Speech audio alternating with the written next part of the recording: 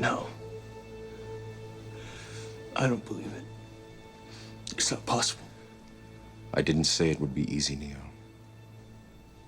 I just said it would be the truth. Stop.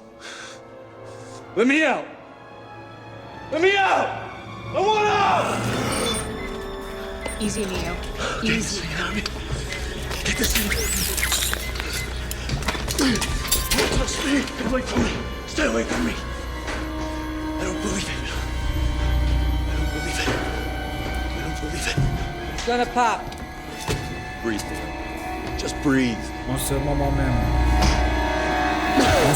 même, un enfant est né et ses parents le déclareront musulman. En ce moment même, un prêtre baptise un nouveau-né pour faire de lui un chrétien. Une mère enseigne à sa fille de 5 ans comment porter un hijab. Un père traîne son fils de 4 ans à la mosquée pour lui apprendre à prier. En ce moment même, des milliers de bébés naissent et chacun d'eux héritera de la religion de ses parents. Des milliers de bébés naissent en ce moment même pour se retrouver au milieu de plus de 4000 religions et de centaines de milliers de confessions.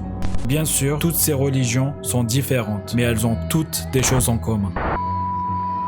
Chacune se voit comme la seule vraie religion. Et elles disent toutes que les autres religions sont fausses. Elles ont toutes des traditions et des rituels que leurs adeptes doivent accomplir. Elles promettent tout le ciel à ceux qui les rejoignent et menacent les autres de l'enfer.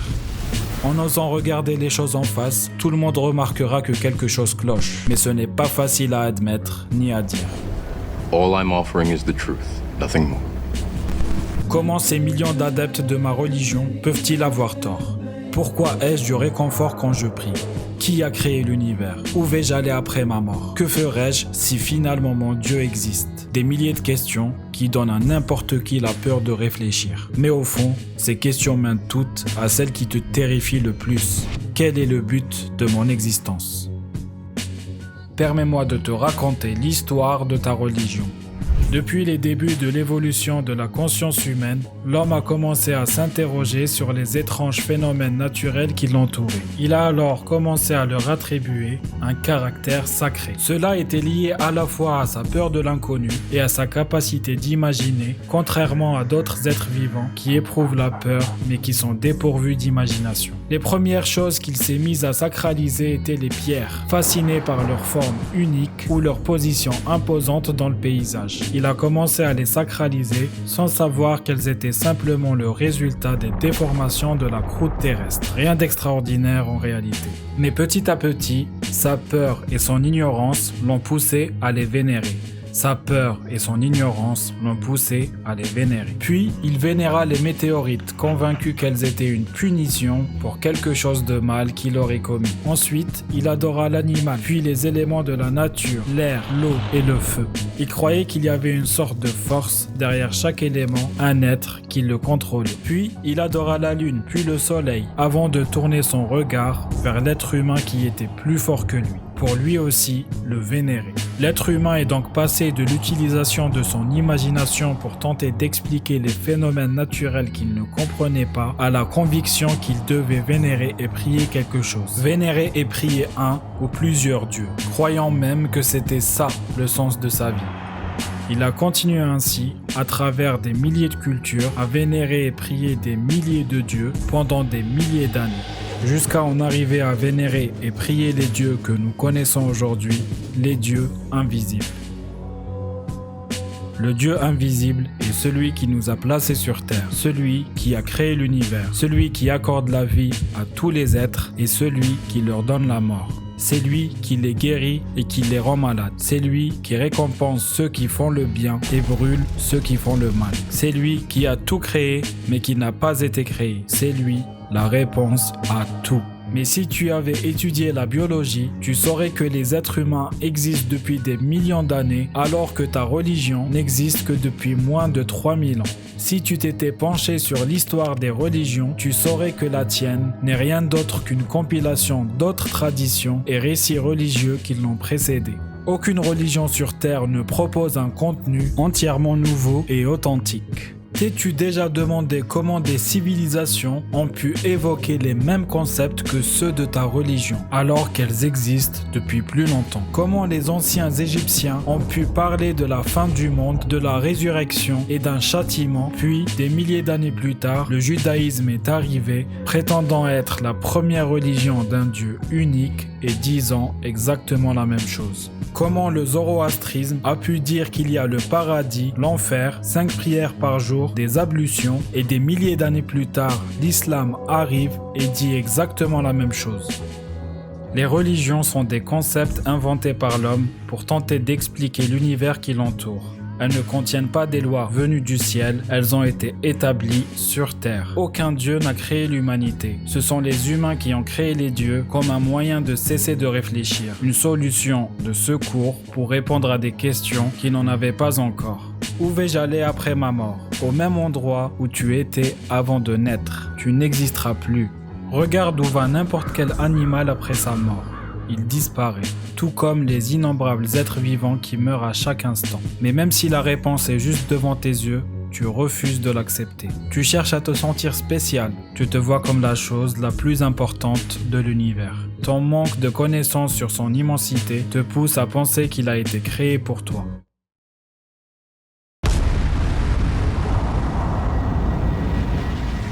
L'univers n'a pas été créé pour toi. Il existait bien avant ta naissance depuis plus de 14 milliards d'années. Et il continuera d'exister après ta mort, ainsi que celle de tous les autres êtres vivants, et ce, pour l'éternité. L'existence de l'univers n'est pas liée à toi. C'est la raison même de ton existence.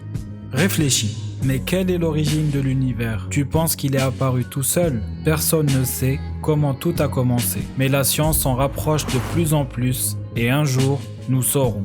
La réponse ne sera pas la religion, ce ne sera pas un miracle, ce ne sera pas Zeus, ni Thor, ni Ahura Mazda, ni Brahma, ni Yahvé, ni Jésus, ni Allah, ni les milliers d'autres dieux. La réponse sera bien supérieure.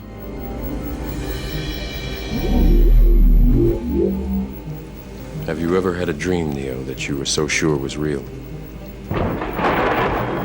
What if you were unable to wake from that dream? How would you know the difference between the dream world and the real world? S'il y a une phrase qui peut expliquer l'univers ou toute question à laquelle tu n'as pas de réponse, ce serait celle-ci. Tout ce qui est en contradiction avec les lois de la physique et de la nature est irréel et n'existe pas. Parce que tout ce qui est réel et existe peut être étudié avec des lois et la science. Que ce soit l'origine de la vie, la naissance de la première cellule vivante ou le commencement de l'univers, toutes ces questions sans réponse sont simplement dues à ce que nous ignorons encore. This can't be. Be what? Be real? Alors qui va punir la personne qui fait le mal, qui tue? Qui punira Hitler après sa mort? Personne ne le fera.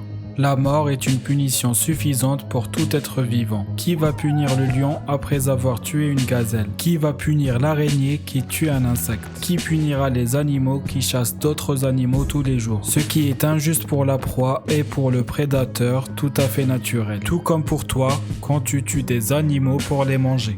Les sentiments d'injustice, de justice, d'amour et de haine ne sont que des réactions chimiques dans ton cerveau. Aucune loi de l'univers ne repose sur ces émotions.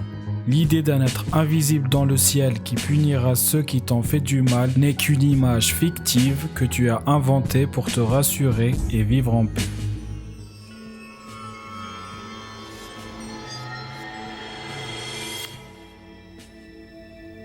Donc ceux qui n'ont pas de religion vivent sans aucune limite, ils n'ont aucune morale? C'est faux. Ne crois jamais que c'est ta religion qui détermine ton sens du bien. Ne crois jamais que ta religion est la source de ta morale. La morale est ce que tu fais quand tu sens que c'est la bonne chose à faire, indépendamment de ce que les autres disent. Mais ta religion, c'est faire ce qu'on te dit, peu importe ce que tu ressens, que ça te semble juste ou non. Les deux sont des concepts totalement différents. Être une personne morale, c'est agir de manière juste parce que tu crois que c'est la bonne chose à faire, et non pas parce que quelqu'un te promet le paradis ou te menace de l'enfer. Regarde à quel point les religions peuvent être aveuglantes lorsque chaque année des centaines de milliers de musulmans se réunissent pour tourner autour d'un édifice abritant une pierre sacralisée au péril de leur vie, face à des bousculades et des chaleurs mortelles. Ou lorsque des millions d'hindous s'immergent dans l'un des fleuves les plus pollués au monde, convaincus d'y purifier leur âme. S'il y a une troisième rivière invisible qui descend directement du paradis, nous allons nous baigner à cet endroit. Je ne suis pas ici pour te dire que tu ne comprends pas bien ta religion, ni que certains chiites ne la représentent pas correctement. Je ne suis pas non plus là pour te dire de laisser de côté les chiites fanatiques et de suivre un imam moderne qui interprétera les textes les plus violents à sa manière pour essayer de te convaincre que ta religion est une religion de paix et d'amour. Je ne te dis pas de laisser de côté les mauvais aspects de ta religion pour ne garder que les bons, ni que tu dois explorer les milliers d'autres religions pour enfin comprendre qu'il y a quelque chose qui cloche. Je suis ici pour te dire de prendre du recul, d'observer de loin, et tu verras que tout le système religieux est mensonger. Tout le système religieux est bâti sur un mythe. C'est juste dans ta tête. You have to let it all go, Neo. Fear, doubt, and disbelief. Free your mind.